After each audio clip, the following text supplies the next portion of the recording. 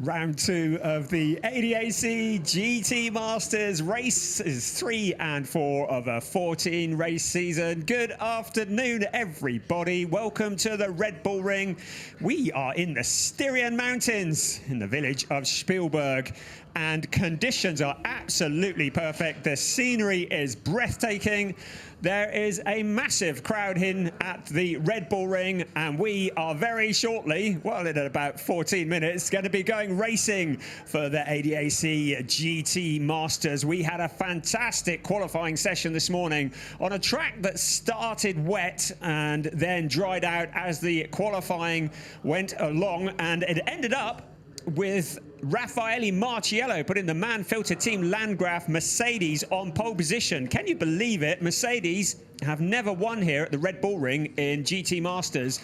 Raffaele Marciello wants to put that right, but the man alongside him, debuting in GT Masters this year, Ayanchen Guven in the Team Use Sportwagen Technique Porsche, he's got eyes on the top step of the podium as well. The blonde-haired Raffaele Marciello, and there you see his car, the Swiss driver who scored that pole position, not by very much this morning. It was so tight in qualifying.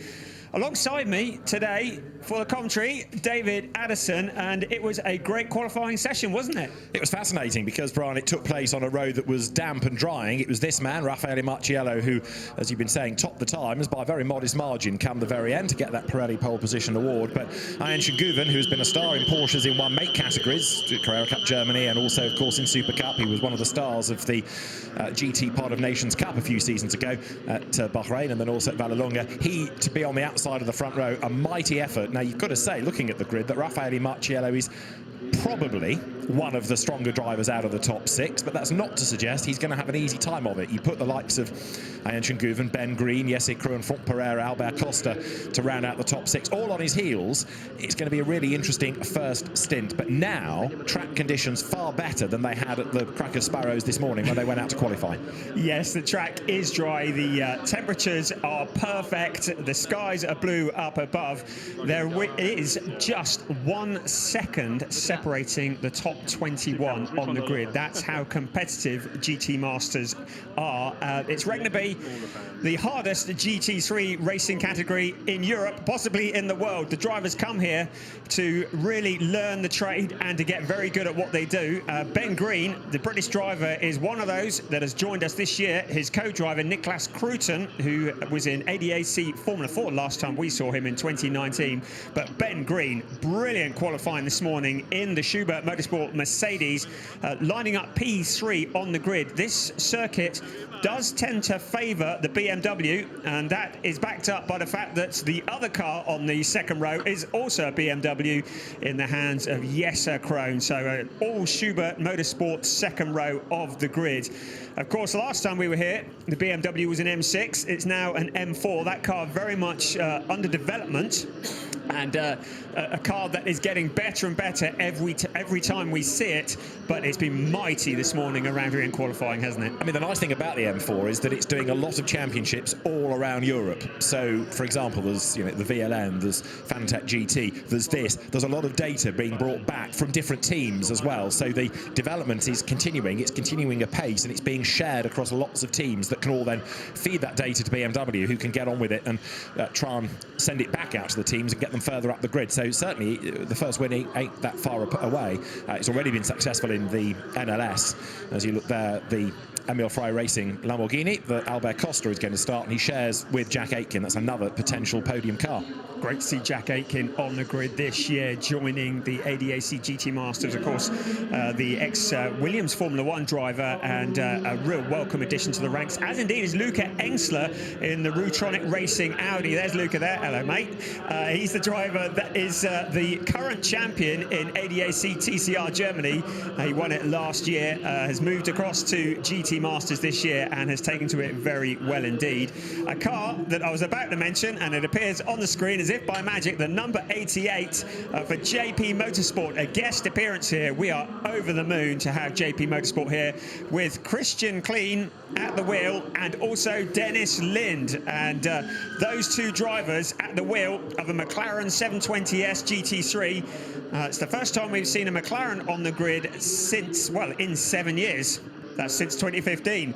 So really good to have them here, local in Austria, and they're really trying to evaluate the tyres and get a feel for it. And they've shown very well here during this weekend so far. They line up P8 on the grid in the hands of Dennis Lind. So lots of interesting names up and down the grid. We are about just a little over 9 minutes away from racing. We are in Spielberg at the Red Bull Ring. It is a circuit that is 4.318 kilometers around. That equates to about 2.683 miles. There are 10 turns. 7 to the right and 3 to the left. The best overtaking opportunities, I would say, are into turn 1 and into turn 3. It's quite a steep climb into both of those corners, as we found out on foot, and it's a track with a lot of undulation, incline of 12%, the 65 meters of elevation change around this circuit. So really spectacular, looks great, and is perfect here. Conditions, as we've said already, are dry and sunny. We're not expecting any rain. One driver that you look at there, Yusuf Ovega in the number 29 car. Now, he is at the top of the points championship. Also at the top of the points championship is his co-driver, Ricardo Feller, but Ricardo is elsewhere this weekend, so stepping in is Dries Vanthoor. So great to have Dries Vanthoor back on the grid, sharing with Ricardo Feller. And they start quite a long way down the grid, in fact, in P12. So the championship leaders have got a lot of work to do there, and Yusuf Ovega will be hoping that he can come away from this weekend with his points lead intact. Second in the points, Raffaele Marciello and Jonathan Aberdine are just 7 points off the lead of the championship, and starting from pole position, well, they've already picked up 3, so make that 4 points off the lead of the championship, and they're hoping to leave this weekend at the top of the points. So Lamborghini has the Constellapolainen, another of the many drivers that we welcome to the grid this year, sharing duties with the very experienced Mick Wieshofer. The drivers currently climbing on board and getting installed into their cars. Audi are here looking for their 50th win in the GT Masters, and well, they are powerful wherever they go. Florian Spengler, a name who's been in GT Masters for several years for Car Collection Motorsport. It is quality up and down the grid, and it's really hard to pick who is going to be coming through. There's a car that won last time out at Oschersleben, and it's Fabian Schiller who starts off. Jules Gounon is the other driver in that seat. Jules Gounon has been stealing the headlines recently. He won race 2 at Oschersleben. He's won the Bathurst 12 Hours 2 times running, am I correct in saying? And he's also won at Alton Park in British GT, a result that was confirmed a few days ago, the contentious race 2. So all over the globe he's been winning races, and we've only got to mid-May and he's already racking them up. That's Leon Köhler in the ID Racing Porsche, a little bit further back on the grid. And the Mad Panda Mercedes of Patron, Ezequiel Perez Compact, the Argentine driver, he will go first and then hand over to Janis Fitcher, graduate of the ADAC 4 Championship. 54 is going to be started by Simon Reicher in the East Talent Racing Team Audi that he shares with Norbert Siedler. So the emphasis is on Norbert to haul that car up the order, and then the grid is going to be completed by the second of the Ovega brothers, Salman Ovega. You're making the point about brother Yusuf having a different co-driver this weekend. Well, of course, straight away the Land Championship outlook changes, doesn't it? Because everything now depending on how many points he comes away with this weekend, assuming he scores in both races or in either race, then it all centres around Josef Ovega and trying to always get a good co-driver from here on in to give him the championship, because you don't have to think about sharing it between two drivers. No, absolutely. We will have Ricardo Feller back at the next round on Reliably Informed, but it really does put the pressure. Josef Ovega at the top of the points championship. We saw the ID Racing Porsche just now. It was at Oschersleben, the ID Racing and Herbert Motorsport Porsche with Klaus Bachler and Robert Renauer at the wheel. There has been a parting of the ways after just one event, and Klaus Bachler and Robert Renauer are not racing here this weekend, which is why we welcome Leon Köhler and Jackson Evans. They are two drivers who are making their debut in the ADAC GT Masters. Leon Köhler hadn't even sat in a GT3 car prior to this event. Jackson Evans, big in Porsche Mobil 1 Super Cup, but this is a baptism of fire for both of them. Yeah, and it's not just the drivers that you need to think about in all of this, it's the engineering side of it as well, because if you don't have the Herbert element from the engineering side, is that going to be a handicap as well? Because Herbert is very much an experienced Porsche team. Great sight as the cars are lined up in that herringbone formation. The race due to get underway, as you can see from the countdown, in just over 4 minutes' time, and already there is concern for the Tim Zimmermann, Christopher Mies Land Audi, an infringement of the 3-minute rule. Now, if the car is not down off the jacks at 3 minutes, then a penalty comes. And it could have been that the team was still working on the car and or it was still on its jacks. So that is being looked at. There's there David Brabham, who is here to have a look at the Brabham in the GT2 support race. Shows the start your engines board. Engines do fire. The last engineers now clear the grid, and they'll be released to get themselves onto the final formation lap, and also, of course, come the end of it, get themselves in that 2x2 rolling start formation. So you mentioned Tim Zimmermann. We'll keep an eye on that. He's starting from P13. Of course, his co-driver, Christopher Mies, is the defending champion, one of the defending champions in the ADAC GT Masters. So their hard work is going to be made even harder. They got a 13th and a 12th position at Oschersleben, so they're a long way further back than they want to be. Let's have a look at the grid. It's Raffaele Marciello on pole position with Ian Changuven alongside. On row 2 of the grid, it is an all Schubert Motorsport BMW row of cars, Ben Green and Jesse Krohn, both in the BMW M4. Frank Pereira and Albert Costa Balboa, an all Lamborghini row.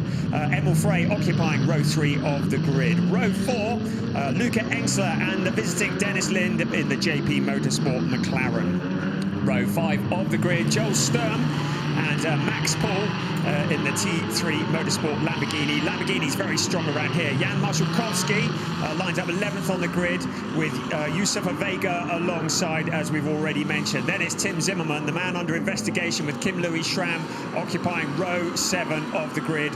Row 8 is Constant Lapalainen, and Frank Burt from the UK didn't have the best of starts of the season last time out, looking to make amends for that. Florian Spengler and Fabian Schiller occupy row 9 of the grid. Then Thierry Vermeulen and Leon Köhler making his debut in the GT Masters. Row 11 of the grid, Ezequiel Perez Companc and Simon Riker for East Talent Racing. And then the final car on the grid on row 12, it's Salman Ovega, who is sharing driving duties with Christopher Haase. We're on to the formation lap, a critical time to get heat into the tyres and into the brakes.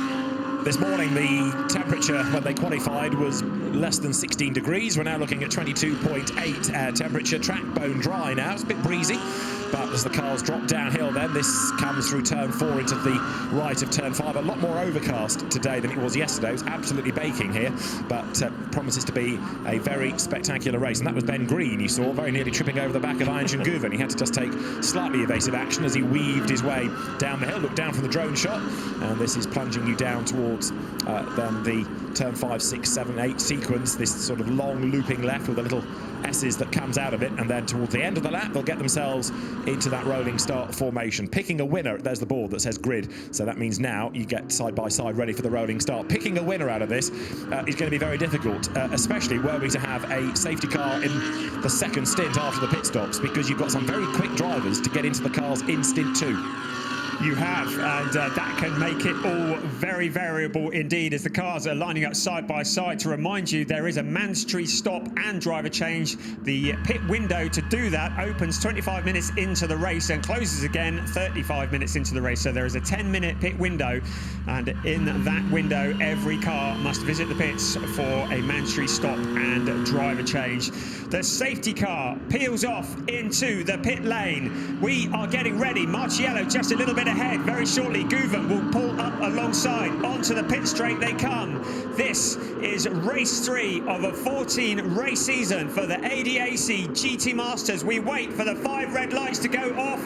We are racing. The green lights are on, and Marciello is leading into turn 1. There's the BMW coming through on the inside with Ben Green at the wheel. Iron Chen Guven alongside. They all make it around turn 1. But look at the start that Marciello has. And Ben Green onto the grass in the BMW. He picks it all up, but that would not have helped his cause. He's now falling into the clutches of the BMW behind, under braking into turn 3, trying to come back on the outside. And look at the McLaren on the inside as well of Dennis Lind. So Raffaele Marciello leading the way. Iron Chen Guven, Ben Green, Jesse Krohn in there as well, and Dennis Lind. Ben Green lucky to get away with that, but it won't have done his tyres much good. Not only will they still be cold, they'll be a bit dirty as well now. Then he got hung out to dry on the outside at turn 3. And what all that means is that Guven now, by defending, has let Marciello get away. Ben Green's efforts to take second place are still happening. He goes to the outside line there, but if he's not careful, he's going to leave the door open for Jesse Krohn to have a go at him and get mugged. Look at that lead that Raffaele Marciello has over Iron Chen Guven as one of the cars goes off onto the gravel. But that moment from Ben Green, he was very lucky to get away with that. Going onto the grass, you quite often will get turned around when you do that. Car 33 is under investigation for an inaccurate grip position. That is Thierry Vermeulen. He is further back down the pack. But the rest of the cars file through. Lap 1 in the books. It's Raffaele Marciello who leads the way, and he has a lead of 1.287 seconds. But now a challenge for second place. Iron Chen Guven with Ben Green eager to get past. They miss a bit of debris in the middle of the track, but Iron Chen Guven now getting very defensive. That BMW is looking mighty around here. Ben Green looks to the side and makes the move alongside Iron Chen Guven, but under braking he's going to be on the outside. Iron Chen Guven still has that position. Ben Green tries to hang it around the outside somehow. He still stays alongside, but now he drops back in. Behind them, Jesse Krohn looking to take advantage if these two cars get together in any way at all. Here we go again. The fight for second place. Ben Green is looking really hungry this time around the outside. Guven still fighting back. Both of these drivers making their debut in the GT Masters this year, fighting for second place. And the road comes to Ben Green at the next corner, so through he goes on the inside at turn 6. He worked very, very hard for that, but he teed it up nicely. Outside into turn 5, the inside into 6. He's got the place. And Guven, who was a bit of a cork in the bottle anyway, has now got Jesse Krohn and Dennis the Menace, Dennis Lind, all clawed up behind him. There is a penalty lap being given to Tim Zimmerman for that infringement of the 3-minute rule. I'll let Brian come to that in a moment, but look at the way now that Guven, having lost second place, he's losing time instantly to Green. So Iron Chen Guven under immense pressure. The BMWs really are very strong. We're riding on board with Jesse Krohn along the pit straight heading up towards turn 1. We mentioned the penalty lap for Tim Zimmerman. That is a box that is painted on the track. It's 200 meters long. It's on the exit of turn 3 off the racing line. He will be required to pass through that at no more than 60 kilometers an hour. It's something new that was brought in last year, and it is something that is not quite severe as a drive-through penalty. As you see, Thierry Vermeulen has also got a penalty lap as well, so they will have to pull off the racing line, pass through the 200-meter box at no more than 60 kilometers an hour. It penalises them, but it doesn't wreck their entire afternoon. And that penalty box is just in the background coming out of turn 3, so slow corner, dart to the inside, serve your penalty, get back into the race. Now Marciello is 1.67 seconds up the road, but Ben Green has just gone quicker by 3/10 in the first sector, and they were only on lap 3. But look at the way now that Ben Green has got away from Iron Chen Guven, who has still got Krohn, Lind and Costa stuck behind him. So if anybody now can take the battle to the Mercedes, it's the quick Brit in the BMW in second spot. There they go, downhill through turn 7. And to the eye, that gap is coming down because, again, another 3/10 to pull back by Ben Green in the middle sector.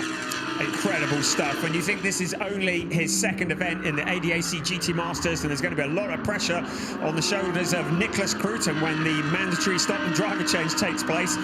Jesse Krohn is just there or thereabouts in the background, and you saw Tim Zimmermann in the orange Audi currently being pressured by Leon Köhler. That is the battle for 15th place. Leon Köhler is moving on up, and he is in fighting for 15th place. He's in 16th at the moment, but Leon Köhler doing a great job on his debut.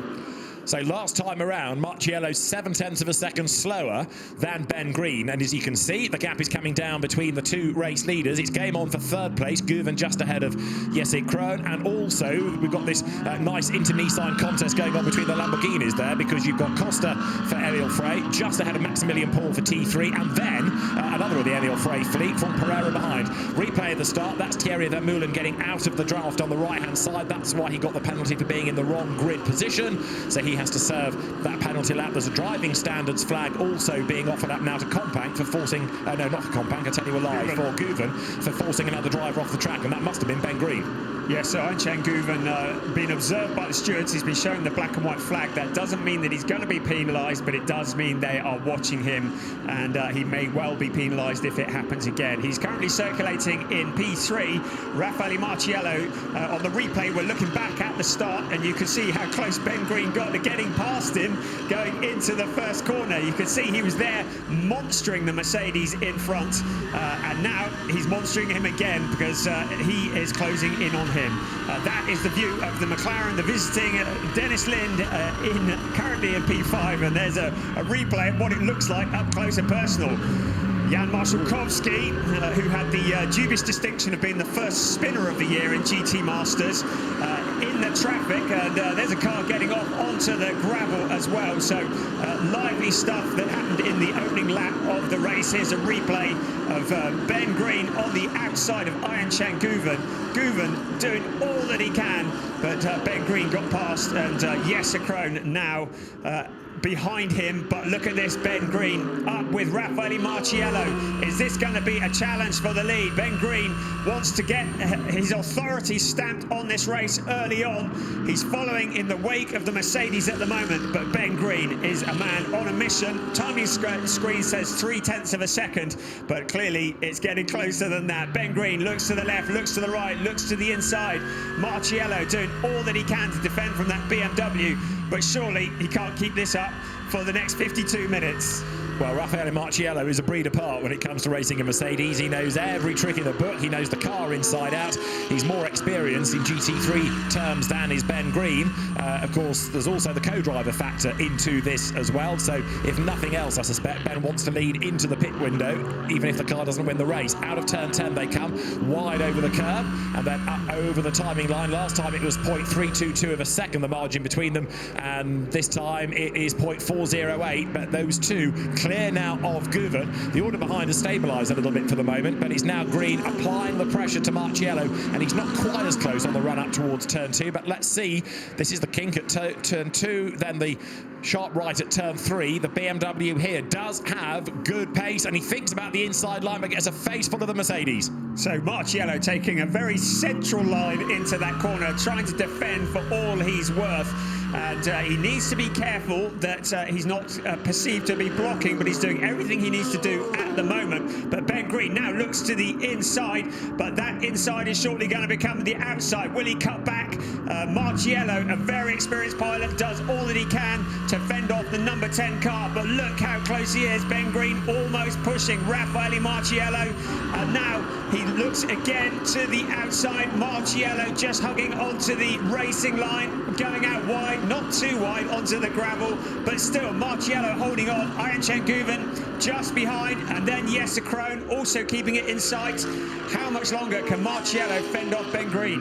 Well, part of this depends whether Guven gets onto the back of the BMW again, because he's lapping quicker in the middle sector. So now the two race leaders are holding each other up by defending and squabbling, so Guven is catching back up again. Now, if Marciello can stack Ben Green into Ayhancan Guven and make the battle be for second, not for the race lead, that will give him an advantage. There they go over the timing line. 0.408 becomes 0.423, and then it's only 0.9 back that you get the Porsche, which in turn has got Krohn's BMW, Lind's McLaren, and Costa's Lamborghini. So actually at the moment, Ben Green needs to be as mindful of Guven as he's also concentrating on Marciello for the race lead.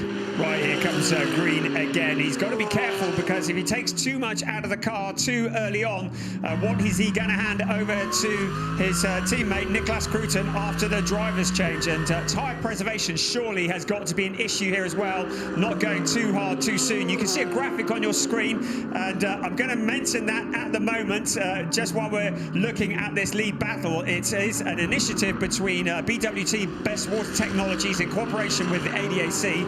For every completed lap in the ADAC GT Masters, BWT and ADAC jointly donate €4 to the Be Water mission.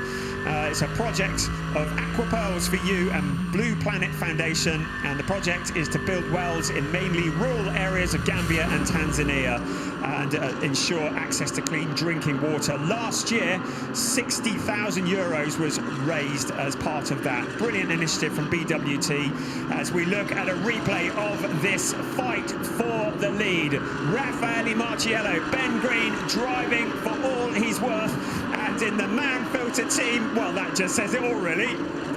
Couldn't get much closer, could it? So 4/10 was the margin, 3/10 it is down to. Look how much of the runoff on the outside of the road they used coming into turn one. That's kind of acceptable, but running too wide here out of the corner isn't so much. Marciello again on the climb up to turn 3, having to go defensive. Only 8/10 behind them is Guven, and Ben Green this time goes to the outside. Is he going to get ahead by the time they get to the corner? Yes, he is, but I don't think he can get the job done, or can he? He tries the outside line, he runs out of road, but he keeps up the momentum, gets back onto the circuit. If he gets the lead out of that, he might have been deemed to gain an advantage. We'll see. He's got his nose in front, but again, Marciello sits tight on the inside line, downhill, heading now towards turn 4. Marciello brakes as late as he dares, and he's back in the lead.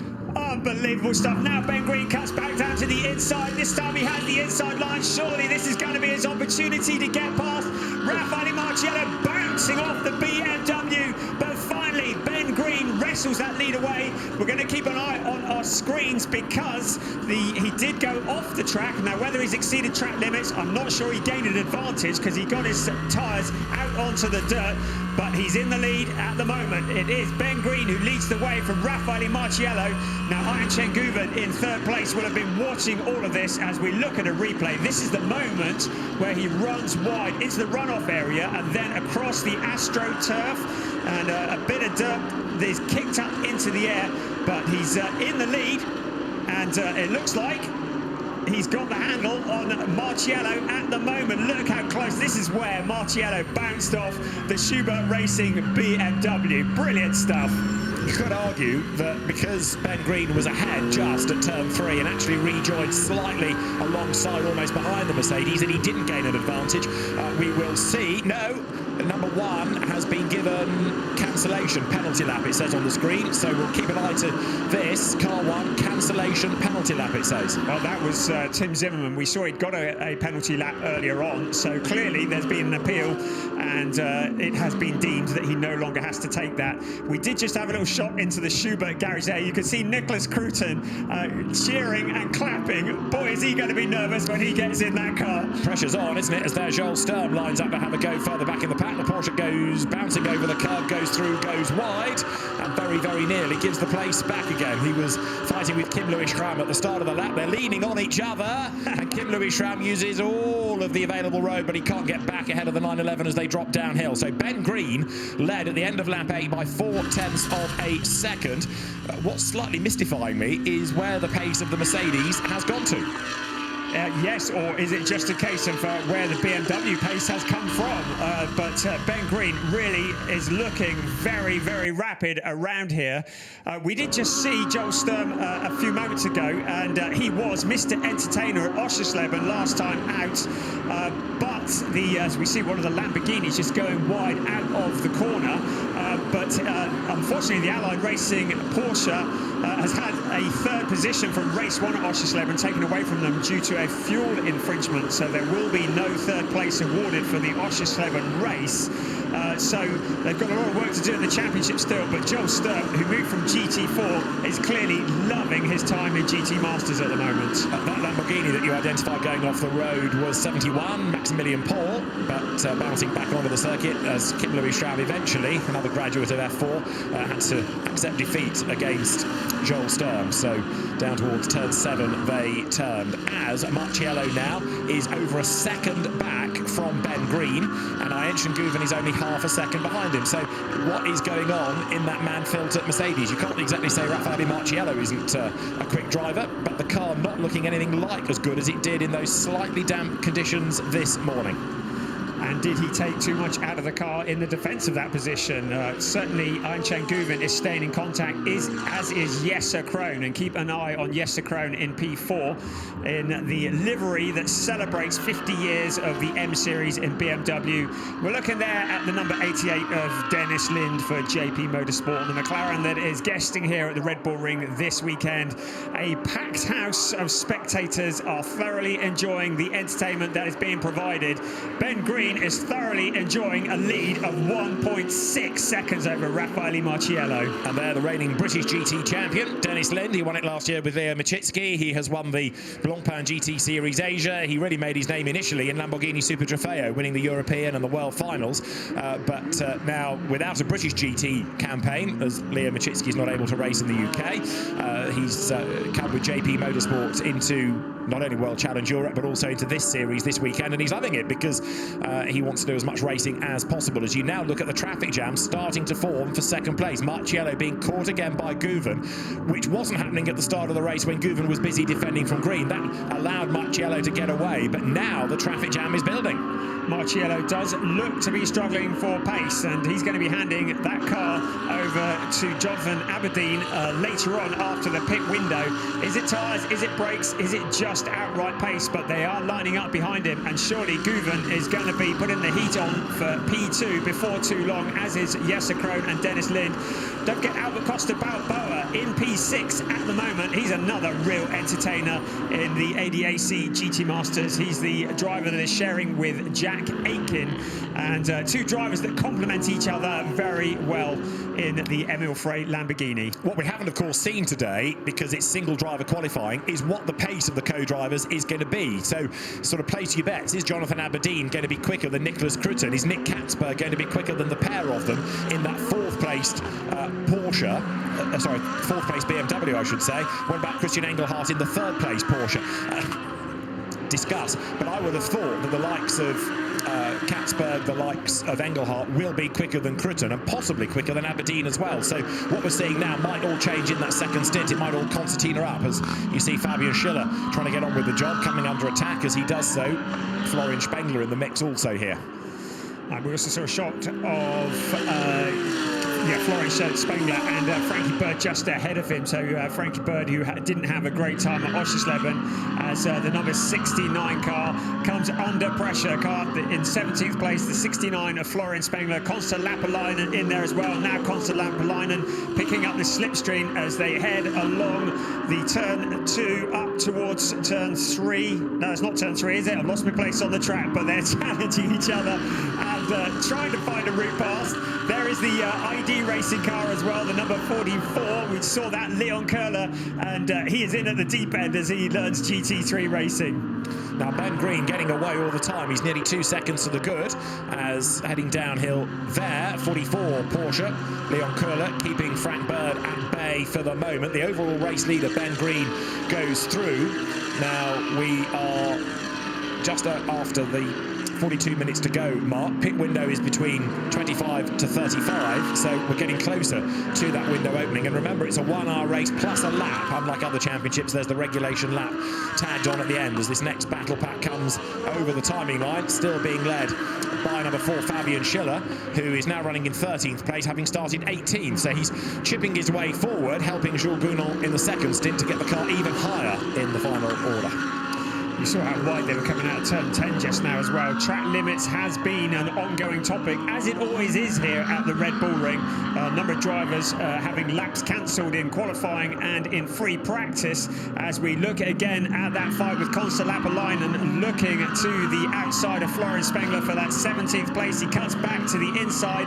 Now it is the drag race as they run alongside each other. Back to our leader though, Ben Green, with nearly 2 seconds over Raffaele Marciello, Ian Chen-Guven, Jesse Krohn, Dennis Lin just a little further back from them. You do wonder whether Marciello is going to start to come under increasing pressure from Ian Chen-Guven before too long. And this is very much a team effort. Of course, whatever state the car is in is handed over to the teammate. Yes, they will get revenge tomorrow, but Jonathan Aberdeen is going to be taking over that Mercedes in 5 minutes or so, and he is going to have to inherit whatever state the tyres are in, whatever state the brakes are in, and Ian Chen-Guven will be handing over to Christian Engelhardt.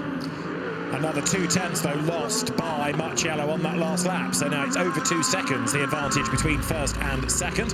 Further down the order here in 20th place, Jan Marszalkowski, who will hand the Mercedes over to Daniel Hunkereya for the second stint, but Marszalkowski not making progress right now. Of course, one of the joys of GT3 racing is the balance of performance, which gives such evenly matched close racing, but it also means it's really difficult at times to get past because the cars are so evenly matched. None has a real advantage and they're running a little bit wide. Compact tries to make a move here against the Audi. Vermeulen has gone ahead of him, and Compact tries to fight back, but I think he's now condemned to being behind him for the remainder of this stint. Vermeulen, after his penalty lap, goes back up into 21st. So Thierry Vermeulen in the Verstappen.com sponsored car appropriately has VER in the windscreen as his initials, and he relegates Zico Perez-Campagne in the Mad Panda Motorsport Mercedes. I think it's fair to say that they have found their first event in GT Masters a fairly challenging situation at Oschersleben, looking to come back at it at the moment, currently running in 21st position, and he'll be handing that car over to Janis Fitcher after the pit stop, well, during the pit stop window. So it is still Ben Green leading the way from Raffaele Marciello, Ian Chen-Guven. We are a little under 4 minutes away from the pit stop window opening. Now the question will be when to bring the car in. If the car is running out on open track, it might be the team decide to leave it out till later in the window. If it's in traffic, it might be the team decide to bring them in. I would suggest, though, that the team will want to keep Raffaele Marciello out as long as possible in that number 48 Mercedes.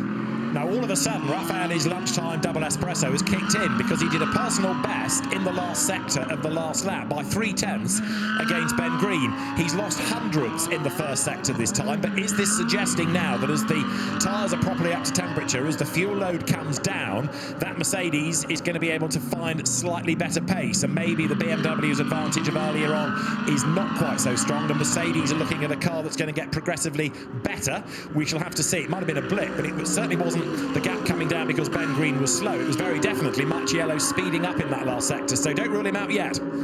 You can never rule out Raffaele Marciello. He is a pure entertainer and surely a champion in GT racing before too long. In second place at the moment, he is coming back. I'm told that there is quite a small window that the tyres operate in, and actually once the tyres get out of the operating window, it's quite hard to get it back in. And it may be just that Marciello has got the tyres into a position now where he can open up that gap slightly. 2.186 seconds was the interval the last time they crossed the line. So can he peg back Ben Green? What can Ian Chen-Guven do? Well, in the second sector of the last lap, Marciello was quicker by a tenth. In the final sector, he was quicker by hundreds. So the gap is coming down a little, not significantly, but it is just now seeming to have more evidence to be stacked in Marciello's favour. Guven, in the process, in sector one of the next lap, has matched Marciello absolutely toe-to-toe, but he's falling back as well. He's over 11 tenths back. There is the Porsche, although Jesse Krohn fourth is not making any inroads into him. Now fifth, Dennis Lind in the McLaren, coming under attack now from Albert Costa. So the leading Emil Frey Racing Lamborghini, indeed the leading Lamborghini, right on the tail of the sole McLaren. And as that gap is coming down, also coming at the pair of them now is Font Pereira, number 19, the next of the Emil Frey fleet. The Lamborghini has always been very strong around this Red Bull Ring circuit. And Dennis Lind, well, he was very good here this time last year. He equalled where he is now in the race when he guested here at the Red Bull Ring last year, 5th place. But he's going to have his work cut out because Albert Costa Balboa and Frank Pereira have closed in on the number 88, the gold McLaren, and they have closed in dramatically in the last few races. Jesse Krohn just up ahead of them is well clear. So we've got first place, then second, third and fourth running together, and then this battle that we are following here. We're looking at the gap at the front, and still Ben Green is stretching his legs. 2.365 seconds is the gap between first and second. So it's gone back up again. Ben Green responding, just tweaking the pace up a little bit. Guven, though, he's not staying with Marciello, is he? So at the moment, Raffaele slightly in no man's land, not catching, not being caught. Jesse Krohn can't do very much, it seems, about the Porsche. And then you've got this battle between the very aero-friendly McLaren Lamborghini chassis, with the McLaren of Dennis Lind being reeled in under braking for turn 3. Very late on the brakes was Albert Costa, but then the margin stretches again the other side of the corner. Now, we are 20 seconds away from the window opening. The teams are getting ready, one of which is, as the window is now open on that graphic, but it shouldn't be yet. Got another 10 seconds. Down it comes. The JP Motorsport team are ready to allow in the car of Dennis Lind to give way to Christian Klein. So it might be, now the window is open, that we're going to have a whole wave of them coming in very early, partly to get out of traffic. And again, if you're defending, you're going slower, so get the stop done rather than waste time by having a slow battle. Absolutely. You see a little grey P alongside the drivers' names. The drivers will want those P's to turn green and not red, because there is a minimum pit stop time of 65 seconds from pit entry to pit exit.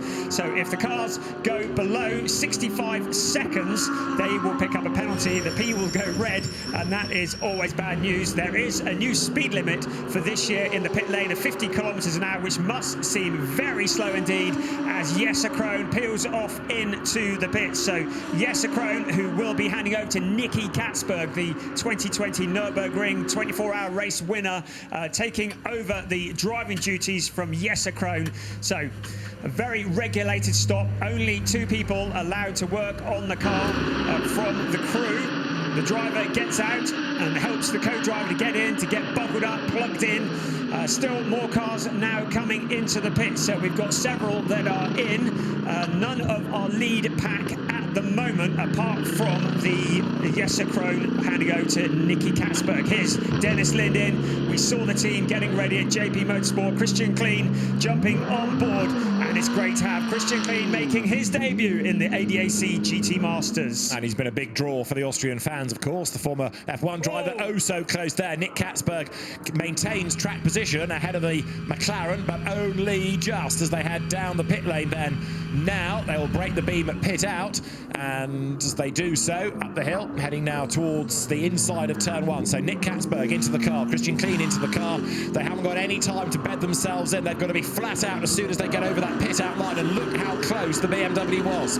Wow, that really was close. We saw some close calls at Oschersleben last time out, and the stewards have said they're going to let them do that. We saw Nicky Katzberg coming out of the pits, and he was 3.2 seconds over, which meant it was actually a fairly slow pit stop for him. So Nicky Katzberg might have lost out in the grand scale of things when this is all over. We can see Ian Changuven now into the pits. It's Christian Engelhardt, the very experienced Christian Engelhardt, the 2020 GT Masters champion, who will be jumping in. Ian Changuven has done a fantastic job in that Porsche. Also in, it's a Rutronic Audi, and that is Patrick Niederhauser, who will be taking over from Luca Engsler. So Luca Engsler out, Patrick Niederhauser in, and now gives him a hand to get buckled up into the car, and then the engine will fire up and he will rejoin. Right, away goes the Porsche, and the McLaren is under investigation, an infringement of the pit stop procedure. Now, it wasn't the time, but it could have been the number of people touching the car, working on the car, being in the fast lane. So it's being looked at. That is the Porsche now. Then Christian Engelhardt, who made his name, of course, in Porsches, but he's been a Lamborghini racer in GTs as well, makes his way out of the pit lane. The race leader, Ben Green, staying out. So also is Marciello, and Nick Katzberg was lucky with that pit stop because it was 3.6 seconds over the allotted time. So he did lose a bit of time, but was at least fortunate to hang on to place. Right, Guven gives way to Engelhardt, and that was absolutely perfectly timed. 65.1 seconds, line to line. Absolutely brilliant, and they do work on this, they practice it. It's critical because every second counts, every 10th of a second counts, and you can see damage on that Porsche. Indeed so, and also there is going to be a penalty lap given to Christian Kleen for the pit stop infringement. We're not being told what the infringement is, but there is enough of an infringement to merit a penalty lap, and the little box is just there on the right of the screen. You're looking at the leader, Ben Green. We are in this 10-minute window, 6 more minutes of which remain, and his advantage is now 2.8 seconds over the pole man, Raffaele Marciello. And I would suggest that Ben Green is going to stay out to the absolute end of this pit window because he's got a clear track in front of him. He's clearly got a handle on that BMW, and he's clearly got a measure of Raffaele Marciello. We saw a little bit of damage on the number 91 Porsche that Christian Engelhardt is driving, the rear wing end plate just hanging off. I don't know what's happened there. It didn't see him make contact with anybody, so I wonder if that's just a failure of the fastening. But I don't think they will call it back into the pits as a hazard, but the end plate is hanging off that car. It almost certainly will affect the handling, though. Yes, it will be interesting to see what the scrutineers decide to do about that, as the pit stop has just been served number 71, which was Maximilian Paul, now Marco Mappelli. And up front, the best of the stoppers then is going to be number 71 when it rejoined, but in real terms, you're going to have the Christian Engelhardt Porsche then ahead of Nick Katzberg, and then they now penalise Christian Kleen, who's going to drop back as a consequence. So the order shuffles throughout this pit window, and the pit window has just under half of its allotted time still to go. Green to Marciello, 3.5 seconds now. It's not the debut that Christian Kleen was hoping for in GT Masters, was it? As we see a challenge here for position on the inside of the number 1 car. That is Christopher Mies coming under pressure, and a pass from the Lamborghini and the 2 cars, and that looked a little bit more than just a little bit of accidental nudging. And look at them driving into each other. That's Frank Pereira at the wheel of the Lamborghini. He gets past, but looked like a little bit of aggro going on there. And now Christopher Mies fighting back on the Lamborghini. Was it, or is it It's Max Vishofer. Yes. Beg your pardon. So it's a battle for position. Yes. But that was not the best of manners from either of them. I think Christopher Mies was a little bit miffed, and therefore said, well, if you're going to do that to me, I'll do it back. But this is going to end in tears if they're not careful. Or it could end up in front of the stewards. It's already being investigated, and they haven't finished yet. Mies hung out to dry now, and Christopher Haase Marcus Winkelhock tries to get into this. 3 wide up towards turn 9. Really? Oh. Winkelhock goes through. Mies on the outside line, and both the Audis run wide, and Vishofer charges back on the inside and clatters into another of the Audis. This is not going to go down well. It's great to watch, but you've got the Audi there possibly with damage. Yes, look, because there Marcus Winkelhock crabs his way over the line. That car's got damage. And that's as a result of that incident with Mick Vishofer and Christopher Mies. He went 3 abreast, but Mies and Vishofer clearly having a moment together. The stewards are looking at that, and I think there's going to be an incoming penalty. In fact, I'm sure there will be. Here they were 3 abreast. Winkelhock tried to take advantage of the rock going on between Mies and Vishofer. He sneaks through, but then in comes Vishofer, just clatters him into the runoff area. He cuts back in, but the damage is done, and it's race over for the number 69 Audi.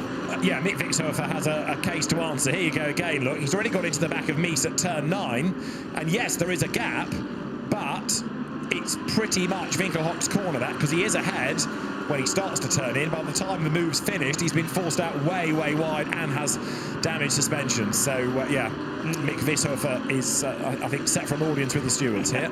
Red Bull missed, would you say? So, Mick Vishofer currently showing in 20th position on the timing squeeze. You can see the bollard that they were meant to stay to the side of going flying as Winkelhock went over the top of it.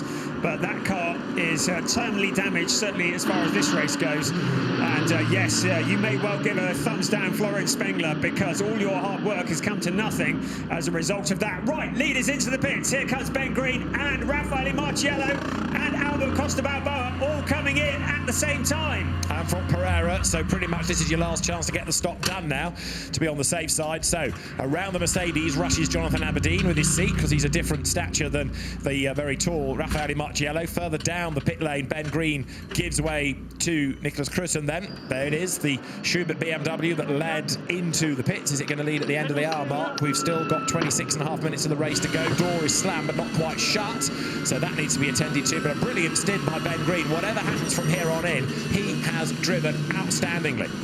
So this is going to be a lot of pressure on the young shoulders of Nicholas Crutten. He's making his GT Masters debut in 2022. Jonathan Aberdeen pulls out of the pits, having taken over from Raffaele Marciello. You can see the gap between the first and second there, so the BMW still well ahead. It is Nicholas Crutten who is going to be taking over what will effectively be the lead of this race from Jonathan Aberdeen. Albert Costa Balboa has handed over to Jack Aitken. Now, Jack Aitken is going to be pretty useful from that position, and we will see what he can do. And there is Christian Engelhardt. Christian Engelhardt, who has got the jump on Jonathan Aberdeen as a result of those pit stops, is Christian Engelhardt who jumps in front. But even so, Aberdeen was still 0.8 quicker than was Crutten, who's also got to cope with that door that will not seat properly. So leaving the pit lane, you saw it flap open. I think they've just about sorted it. So it wasn't the best of pit stops from the BMW squad, but it's still there in the lead. After Rougier, number 19, Lamborghini is under investigation now for a possible pit infringement. But yeah, on the stops then, the Porsche up into second place, and the door is still flapping.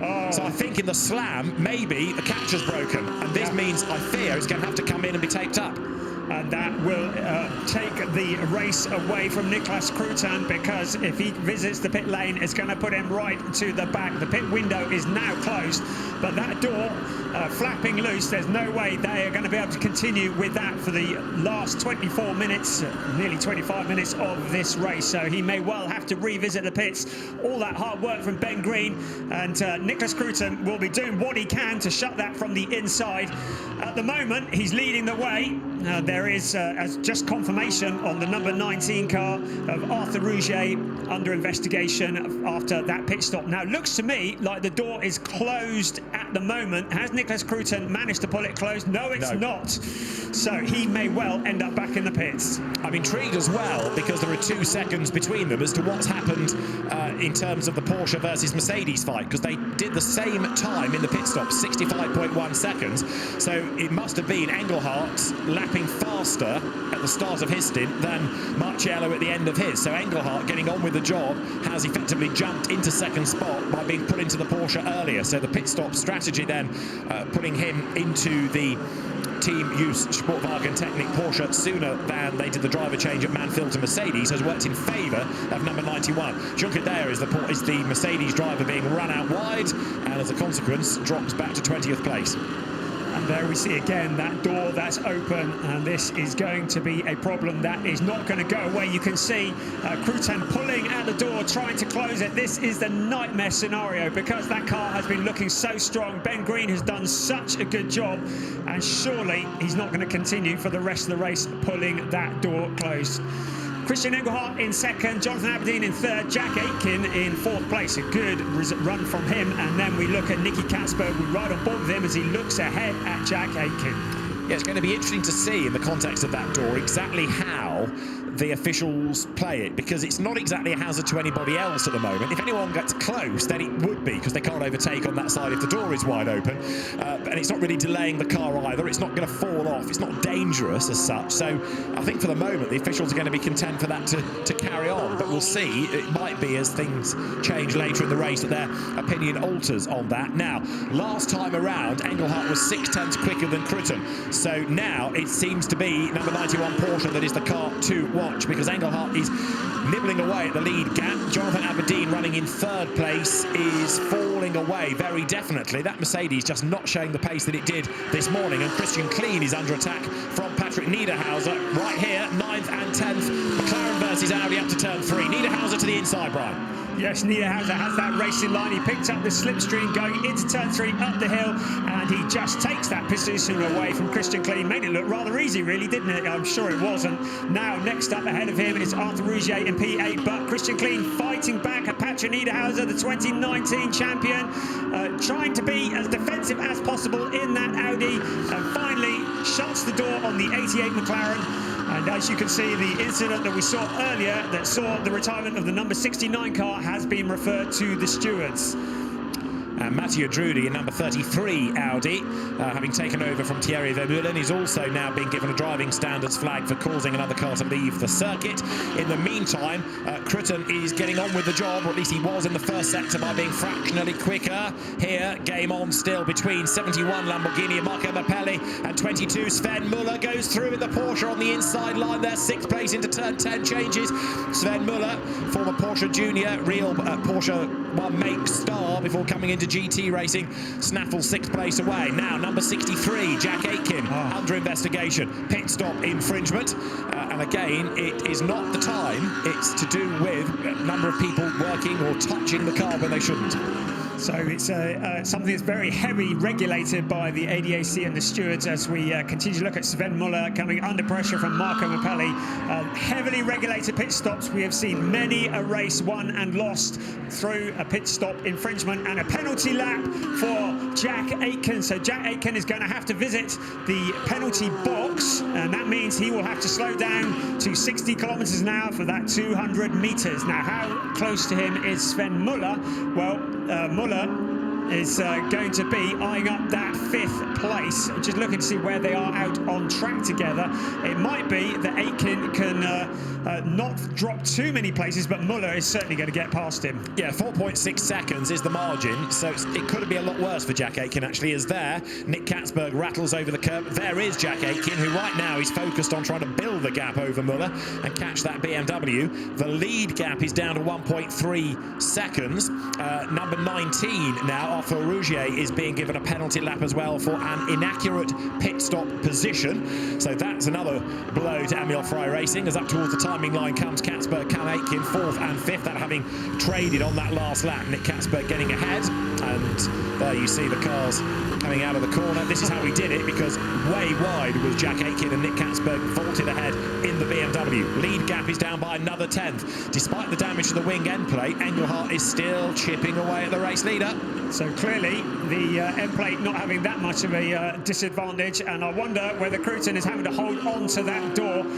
What a baptism of fire it is for him. Not only is he in only his 3rd ever race in ADAC GT Masters, not only is he leading the way, but he's probably having to hold the door shut as well. Christian Engelhardt, vastly more experienced, the 2020 champion, now homing in on the leader. Jonathan Aberdeen in 3rd place. Keep an eye on both of them. Then it's Nicky Katzberg, and then Jack Aitken, who has yet to serve his run through the penalty box. I think he may just have done it. Certainly one of the Emil Frey Lamborghinis backed out of it at the top of the lap there, as you see Clean coming under attack. Now the car behind is the Audi of Dries Van Voor, so he has now taken over there. He is in 11th place from Josefo Vega, who was the championship leader coming into this race. Van Voor on the back of a win at Manicourt last week in the World Challenge Europe sprint battle, and he's all over the back of Christian Klein like a cheap suit at the moment, but the McLaren looking a little bit more ragged. Van Voor is the smoother and now tries to think about a move on the inside into turn 9.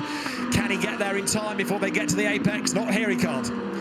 So Christian Klein continues in 10th place, but the pressure is on from Dries Van Voor, such an experienced pilot, and he still lines him up along the pit straight they come. He's going to pick up a slipstream as they head towards turn 1, but his best opportunity is going to be out of turn 1 towards turn 2 and 3. I would suggest under braking into turn 1 they come.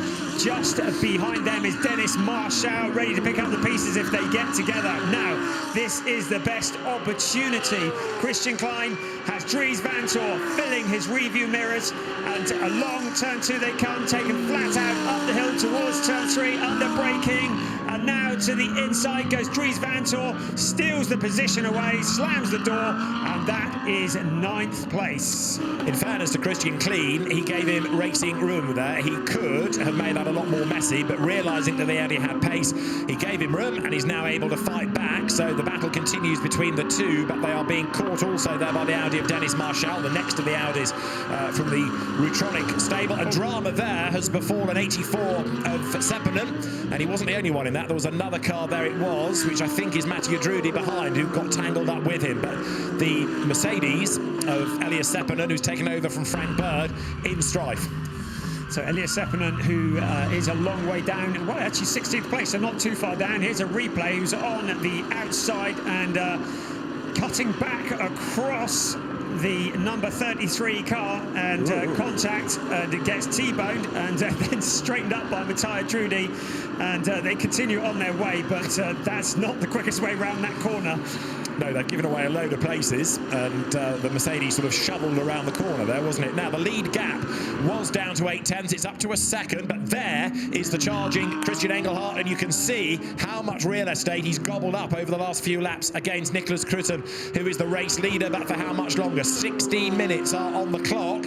Behind in third place, Jonathan Aberdeen, who is fading away. That drama between Seppänen and Drudi is being investigated. Gosh, what a surprise. And out of turn 4, there goes Engelhardt, who in the first sector of this lap actually was a little bit slower, but this seems to be where the Porsche has the strength. The BMW is good, if you like, up the hill. Porsche good down it. And into the pits comes Elias Seppänen, bits falling off the Mercedes. He comes into the pit lane. It looks as though his afternoon is over, and the incident that is being investigated by the stewards. In he comes, but that is going nowhere in a hurry. The Mercedes comes to a stop. Oh, it looks like he had a flat. Oh, he certainly did have a flat. It's on the flat side, isn't it? Yes, it's shredded, I think. Nice puncture, I'd call that. So that was a legacy of the incident, obviously, and the good news is it's a quick stop, but he's going to drop off the lead lap, look, because there go the top two then to lap the Mercedes, and the gap is 11/10. Krutten doing his best here, rising to the challenge. 15 more minutes to go. Now, this is the part of the circuit, and we saw it when Ben Green was at the wheel. We're seeing it again now. The BMW has a slight edge, it seems, on this element with all the grunt climbing up the hill. Just to also talk about Ben Green's efforts in glowing terms once more, member of the British Racing Drivers Club's Rising Stars programme to nurture young British talent. Well, that seems to have worked. He's also still got the fastest lap of the race to his name from lap 4, and we're now on lap 30. Brilliant stuff.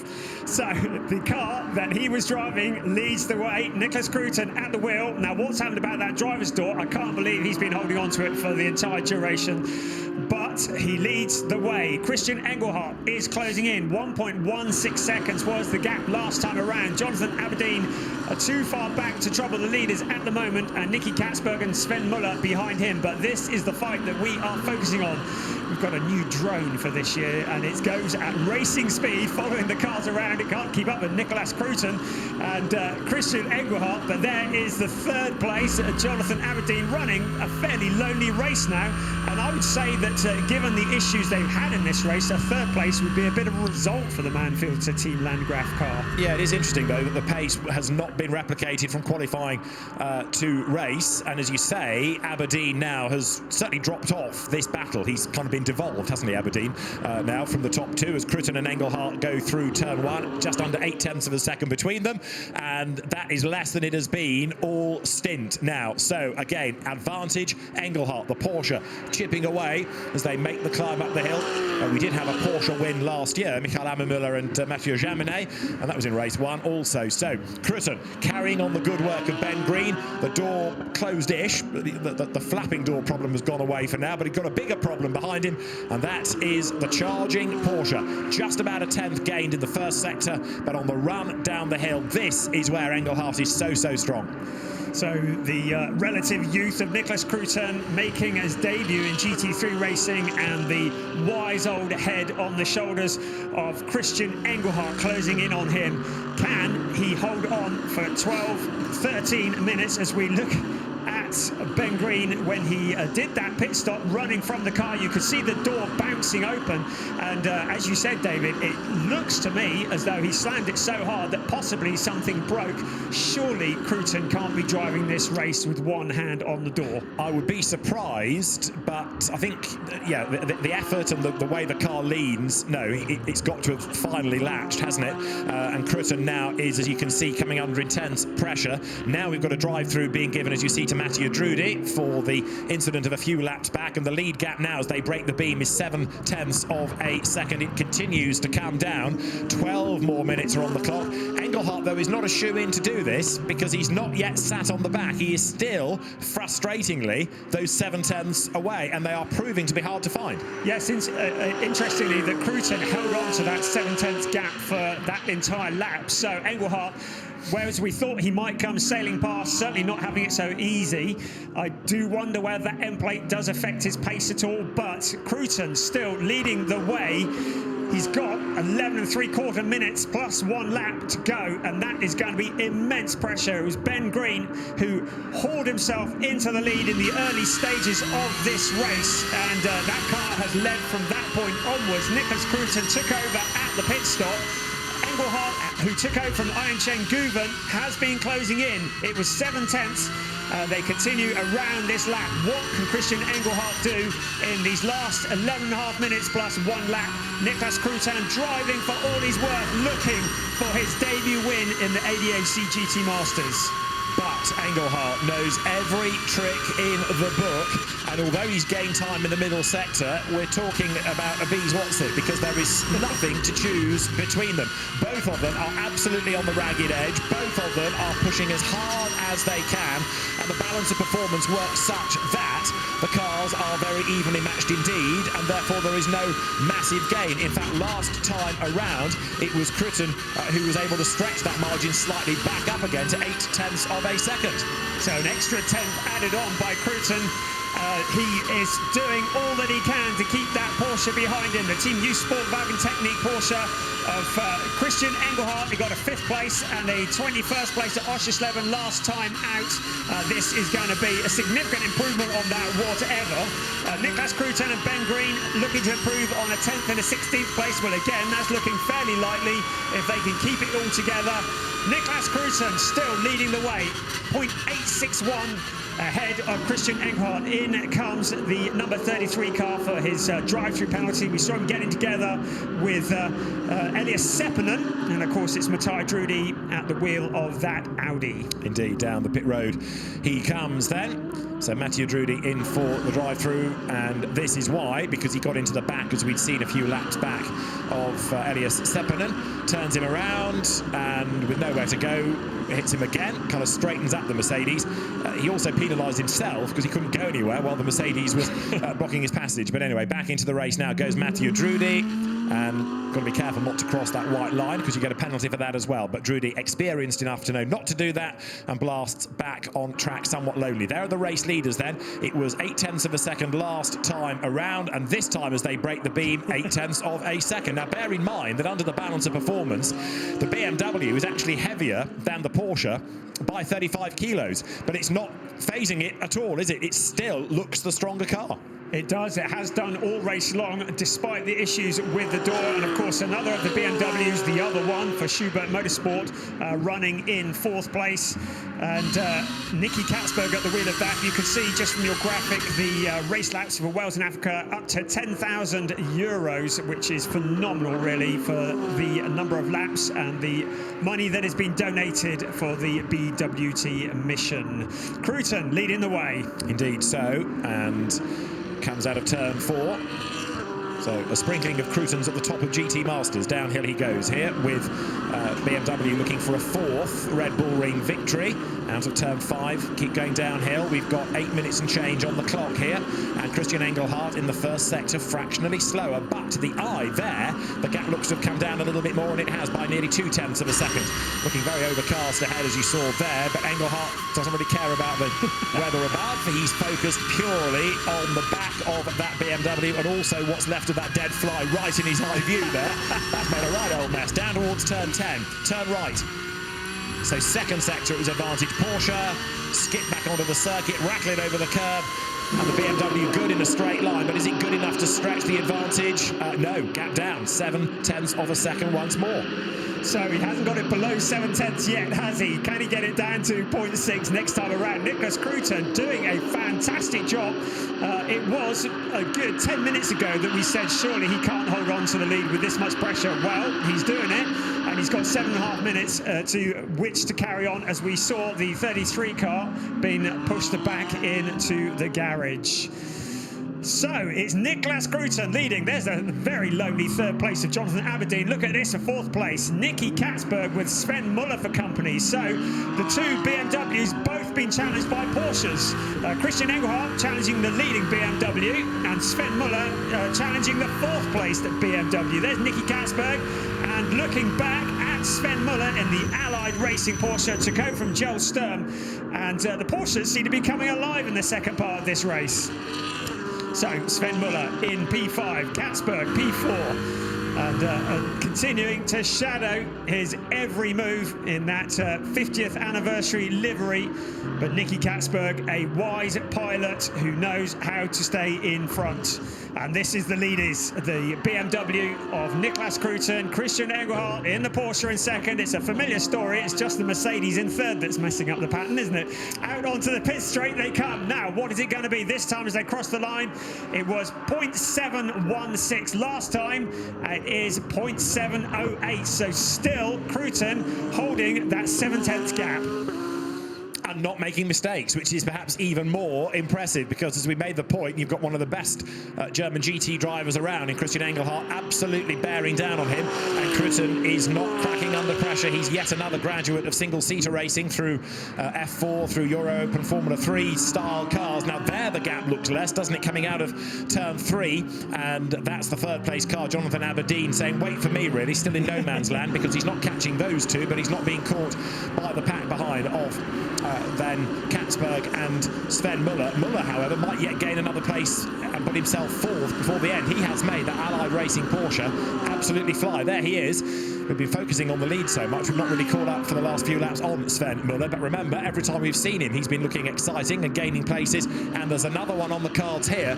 That BMW not looking anything like as quick as the leading one, despite having a much decorated driver in Nick Katzberg behind the wheel. And they are identical cars. The brand new BMW M4 that's debuted this year and has been developed very quickly, as Sven Muller uses a whole load of curb into the corner and tracks the every move of Nicky Katzberg. Katzberg, such an experienced driver. Sven Muller, as close as he's been all race long, looks to the inside. Katzberg does not allow him to find a route past, but he still follows him, tracking him all the way through.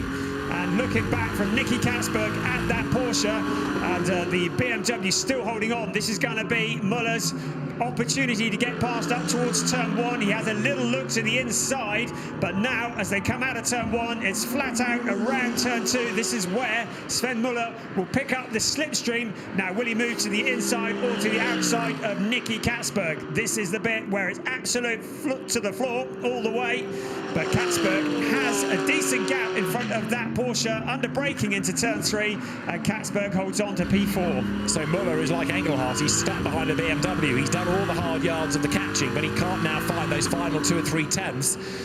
The BOP working so well to equate the car, so now Muller is a little bit stuck. What does he do to find a way past? He looks at the inside line, but there's no way through there on that trajectory. He's got to try and force a mistake out of Nick Katzberg as they come downhill once more. We have only got, however, now just under 4 minutes to go.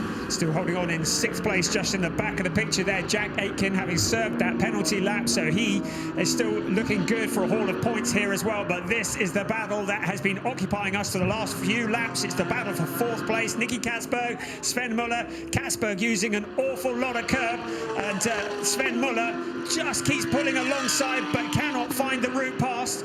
Katzberg into the corner he comes again, holding on to the racing line. That is the widest BMW in the whole of Austria. Out of turn 10. They come onto the pit straight. Once again, Sven Muller will pick up the slipstream as they head past the pits and up towards turn 1, and then will come his best opportunity. But again, the gap stretches. The BMW has the advantage in this first sector, just like we've seen for the race lead.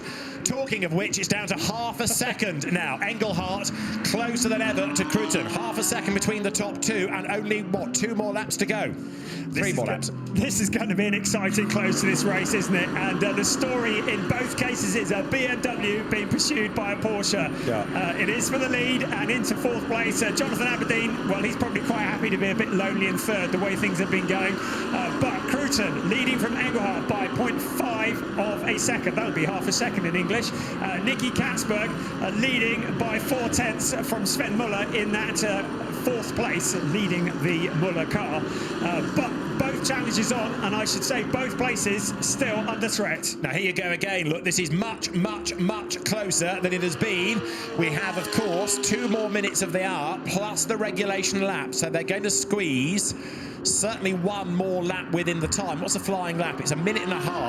I reckon they're going to get 2 more laps in the time and a regulation lap. So Engelhardt still has opportunities as long as he doesn't run wide and waste them, and then other cars bring dirt onto the road. Muller dives up the inside and goes 4th on the inside at turn 9. Really good move. There you go. It can be done. You can overtake a BMW. Is Katzberg going to come back at him? No, he's too far back. So Muller's got through, and he's got that sign sealed and delivered. So up into 4th place goes Sven Muller. Oh, it said he wasn't going to come back. Katzberg just having a little look, and actually, as they head out of turn 1 and out towards turn 2, they run very wide. But now Katzberg is going to try and do the exact same move on Sven Muller, heading out towards turn 2, absolutely flat out, picking up the slipstream, but he looks too far back to me to be able to do anything about it. Except a mistake is made by Muller, and he goes wide, and Katzberg gets out his elbows, but the Porsche has the drive out of the corner, so Sven Muller there gets a get-out-of-jail-free card. The traction of the Porsche, rear engine, of course, with all the weight over the back, and a rear-wheel drive car like that, with the rear engine rear-wheel drive car coming out of a slow corner, had the advantage, so the Porsche sits down, squirms away, and hangs on to 4th place. Well deserved all that for Sven Muller. Right, up front, 0.6 of a second is the lead margin, and that's not done yet either. And that's allowed Jack Aitken to close in, by the way, on that battle, but just not enough time to do anything about it.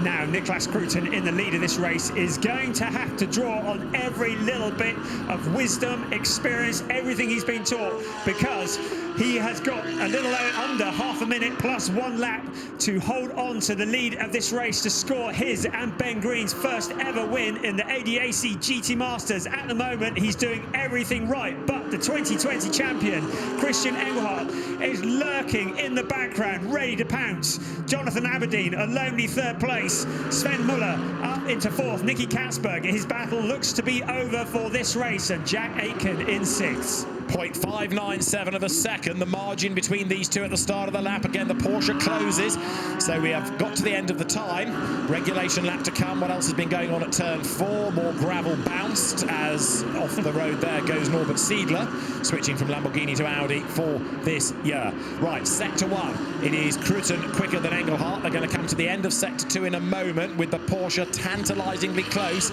Interestingly, I mentioned Ben Green with the overall fastest lap of the race. Still, the fastest lap the Porsche has done is that of Anton Guven, again from lap 4. Even though you might think Engelhardt would be the gun in that car, he's not matched Guven's early race pace. And as they come now to the end of that middle sector, the pace of the 2 cars is, again, the Porsche fractionally faster. But Engelhardt now is running out of ideas, never mind time. So this is the absolute closing stage of this race. We will be starting the final lap very shortly. It'll be Niklas Cruton who leads the way. Christian Engelhardt, as you say, has he run out of ideas? He's a long way back still now. Niklas Cruton has done all the hard work in this, the second stint, but now Christian Engelhardt closes in once again. Along the pit straight they come in the final lap of the race. Race 3 of this 14-race season as Niklas Cruton who leads the way. Surely this moment now is Christian Engelhardt's best opportunity. Along turn 2 they go, flat out up towards turn 3, but Engelhardt is too far back, and they head up now the steep hill towards turn 3. A little bit of a wobble under braking. Now Cruton just needs to hold it together to get his first win in the ADAC GT Masters in just his 3rd race. riding on board with Christian Engelhardt. We can see how close this is, but Nicholas Cruton still leading the way in the BMW. He took over from Ben Green at the halfway point of this race. Ben Green, having made that monumental start, he even started on the grass. He kept the BMW pointing in the right direction, took the lead, and that car has led ever since then, apart from through the pit stop window. But now Nicholas Cruton at the wheel has Christian Engelhardt filling his rearview mirrors. He just needs to hold it together. Engelhardt getting closer across the curbs into the closing stages of this lap. Is Engelhardt going to try and make a move? Surely not. Nicholas Cruton holding on into the final corners of this race. Out of turn 10 he comes in the Schubert Motorsport BMW. Is Nicholas Cruton, who takes his debut win in the ADAC GT Masters along with co-driver Ben Green. Schubert Motorsport absolutely delighted. And a really well-deserved win for everybody there. Ben Green, Nicholas Cruton, new to GT3 racing and taking on some of the star names, star teams. Fantastic performance. I'm trying to work out who was the better, Ben or Nicholas, because both absolutely shone in their respective stints, and as I say, a very well-deserved win. And Christian Engelhardt threw everything at it, but wow, well done Ben Green. He is delighted and slightly shell-shocked, like he can't believe it. That is absolutely amazing. Great to see the emotion. And there's Ian Chen-Guven. He's got to be happy with second place. That was a great fight. Raffaele Marciello, well, I think that look says it all, because he started on pole position. He was expecting the top step of the podium, but the pace just wasn't in that Mercedes-Benz. It wasn't, and I don't know where he's gone, and I don't think he does, and I don't think the team does. But Ben Green celebrating a win. Of course, tomorrow he'll be the driver that brings home that car from wherever Nicholas Cruton qualifies it. But yeah, just an outstanding effort, and it shows, doesn't it, that GT racing is in good health with two young guns being able to come in and beat some of the star names. Oh, this is going to be emotional on the podium. I feel emotional just watching it. Absolutely brilliant stuff. There is your result. Ben Green, Nicholas Cruton, sensational ahead of Ian Chen-Guven and Christian Engelhardt. Raffaele Marciello, Jonathan Aberdeen in third place, rounding out the podium. Joel Sturm did very well with Sven Muller for P4, Jesse Krohn and Nicky Kasberg, then Jack Aitken and Albert Costa Balboa, Dries Vanthoor and Yusuf Avega. And Avega, who was the points leader coming into this race, that P7, well, I don't know where that is going to shake out when the points are all done and dusted. It's going to be very close at the top. There's the rest of the finishers scrolling through. Brilliant stuff from the GT Masters here at the Red Bull Ring. Pure entertainment, and there were fights all the way through the field for the entirety of that race. The story, very much Nicholas Cruton and Ben Green, though. The debut win for them in the Schubert Motorsport BMW. Schubert, who, well, it didn't actually look as though Ben Green and Nicholas Cruton or the other one, Jesse Krohn and Nicky Kasberg, it looked like one of them wasn't going to make the start of the season because they couldn't get hold of the BMWs quick enough. But they did. Both cars made it to the start of the season in Oschersleben. And a lot of development work, a lot of hard work in getting that car up to speed has taken place. And that really has paid off with Nicholas Cruton and Ben Green winning this, the third race of the season. Well, a delighted Torsten Schubert watching all of that, and Ben Green becoming the fifth British winner, sixth if you include an Anglo-Swiss, but the fifth pure British winner of an ADAC GT Masters race. And Nicholas Cruton brings home the car. Really, really impressive stint. Christian Engelhardt, I think, happy with that second place, but the BMW started third, and its pace was fantastic right from the start. That really committed first lap of Ben Green laid a marker down, didn't it? And Nicholas Cruton rather nonchalantly walked across, but now the celebrations begin. Outstanding job by both of them. Brilliant stuff. I'll tell you what, when I saw that door hanging open on the laps after the pit stops, I didn't think there was any possibility of that BMW even finishing on the podium. And it just goes to show you never know what's going to happen. Jonathan Aberdeen probably was similar body language to Raffaele Marciello, thinking, what happened to our pace? Exactly. And the team, again, look, they're not happy with the third place. That's a resigned smile, to be content, but no, certainly they're not happy at all. And somewhat mystified, which makes it worse. They are the championship leaders, though, now, by 4 points from Josef Ovega. Then Ricardo Feller, absent, drops to third ahead of Patrick Niederhauser and Luca Engschler. So it's a podium, it's points, it's the championship lead, but a more concern, clearly, is wherever that pace has disappeared to over the last hour and a bit. Well, they certainly entertained us, didn't they? And there'll be lots of head scratching. Still, the wait goes on for the first win here at the Red Bull Ring in the ADAC GT Masters for a Mercedes AMG. We thought it might be the day. It might be tomorrow, of course, but these two are going to have something to say about that. Of course, it will be Nicholas Cruton who does the qualifying tomorrow morning, so the pressure will be back on his shoulders, and then it will be Ben Green who takes over after the pit stop. But we knew the BM was going to be strong around here this weekend, and a bit of debris and all sorts of grass and all the rest of it in the Team U Sport Wagon Technique Porsche radiator at the front. Mega. And The car was perfect. just Absolutely perfect. interesting to listen in. And it's good that Engelhardt says the car was absolutely perfect. Yeah, because he was certainly pushing hard and he could make an excuse, but no complaints about the car. And actually, they do look happy with that second place. Yeah. Qualified second, finish second, but a really, really good drive by both him and Einstein Guven. Still learning about GT3, as you were saying earlier on, but Christian Engelhardt very happy to be back in the Porsche fold, isn't he? Well, Guven said he was struggling to get used to the ABS at Oschersleben. I think we can declare that he has got used to the ABS. I think you're right. You're right. He was a force to be reckoned with in Porsche Carrera Cup Germany and in the Porsche Mobil 1 Super Cup. He's going to be a force to be reckoned with here in the ADAC GT Masters. Absolute challengers and contenders for the championship. Here is your third place. It was a lonely third place for Raffaele Marciello and Jonathan Aberdeen in the Manfilter Team Landgraf Mercedes AMG. The Yellow Mamba losing the pace as the race went on. A car that pressured the winner all the way home in the hands of Christian Engelhardt, having taken over from Iron Chain Guven, the Team U Sport Wagon Technique Porsche 911 GT3 in second place. But the winner, and what a convincing, emotional win it was for Schubert Motorsport in the BMW M4 GT3. It is Ben Green and Nicholas Cruton.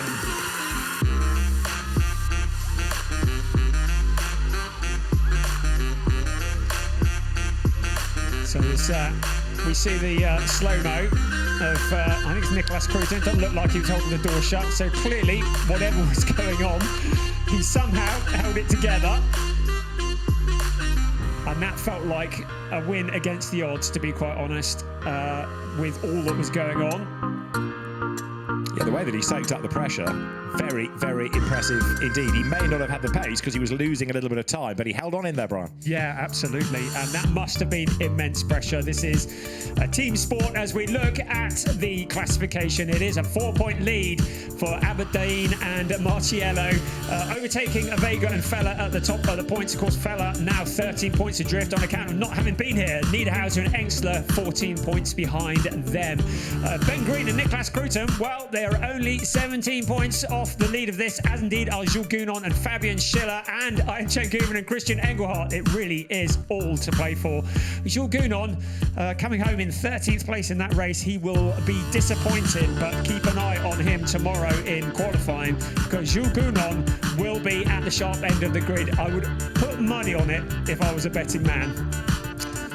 It's hard to argue with that, given his pace, given his success rate, and of course he'll be wanting to fight back. The other element, of course, that rather went against the Mercedes team was the for Jules Gounon's Mercedes was the pit stop penalty that they had to serve, of course, after the win last time out at Oschersleben. But really, really impressive drive to take nothing away from Ben Green and Nicholas Cruton. They won by half a second at the end of the hour. That was all it was. But to win by 1,000, it doesn't matter. A win is a win. Absolutely, and they will take that for sure. And just holding off the amount of pressure from Christian Engelhardt. I mean, Nicholas Cruton deserves such credit for that as well. The crowd here at the Red Bull Ring, absolutely entertained. That's a great spot up into turn 1 as the cars come tearing along the pit straight, and one of the best spots in the whole of this circuit.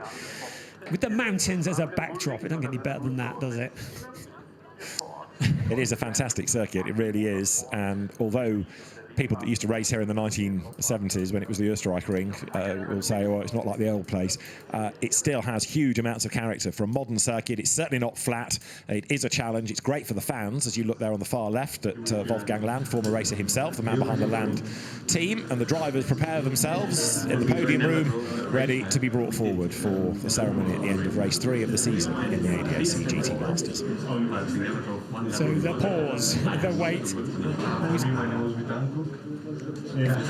If you could chat in English, it'd be really helpful, please. We can hear what you're saying. I think now we're out of Europe, we don't have a case to answer here, so it's hard luck. Brilliant stuff. And there's Dries Van Tor, who has just updated his Twitter, and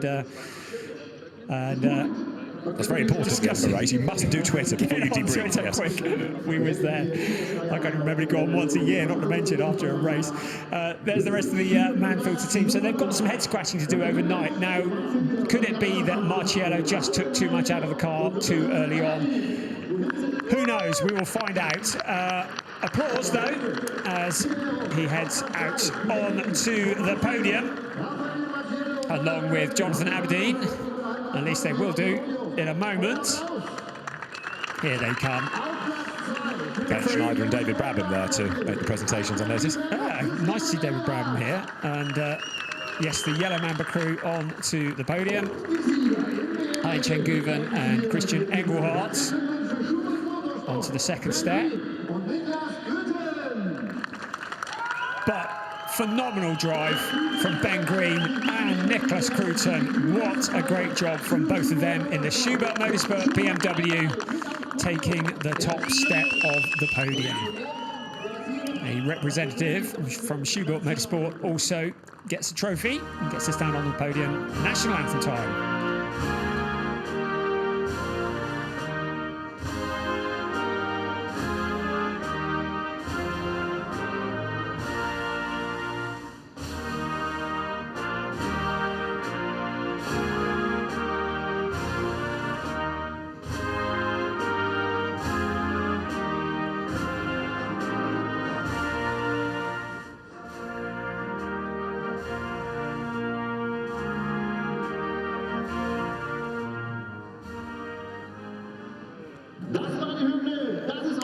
It's the 12th win for Schubert Motorsports in the ADAC GT Masters, but the first win for that driver pairing.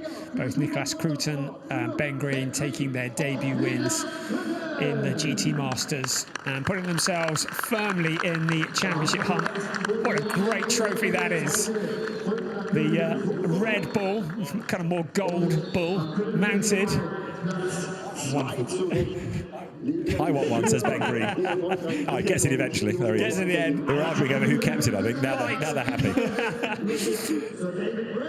So they take the winner's trophy. I'm guessing it'll be a slightly smaller ball for second place and a very small one for third. David Brabham. Great to have him here presenting the trophies, and here's part of GT2. That's right, because there's a Brabham in that race, yeah. So it's a gold bull, a silver bull, and a bronze bull, I suspect is how this is going to go. Not smaller then, okay. They didn't put me in charge of trophies, and that's why. So the various crews looking on, and now the third place. Bernd Schneider. There's a legend, if ever I saw one, who presents the third place bronze bull. So you picked up on that quicker than me. That's why it was gold for the top step. There you go, you see. Yeah. But it's a nice touch to have the circuit reflected like that. And Ben Green taking the biggest win of his career, no question about it, there for the Schubert team. From Massimo Braga, Pirelli, Thorsten Schubert, very, very pleased indeed. And BMW will be happy with that as well. That comes on the back of an LNS victory for the junior team the other week. Brilliant stuff. So the drivers huddle together for the photos, and then very shortly the celebrations will commence. And then after that, our eyes will turn towards race 4 of the season, which takes place tomorrow. At the same time as today's race, we will have qualifying tomorrow morning. Who knows what the weather conditions will be for that? And then it'll be race 4 of the season, the second race of the weekend, tomorrow afternoon. The celebration starts. It's round 2 of the ADAC GT Masters, competing for the title of German GT champion here at the Red Bull Ring in Austria.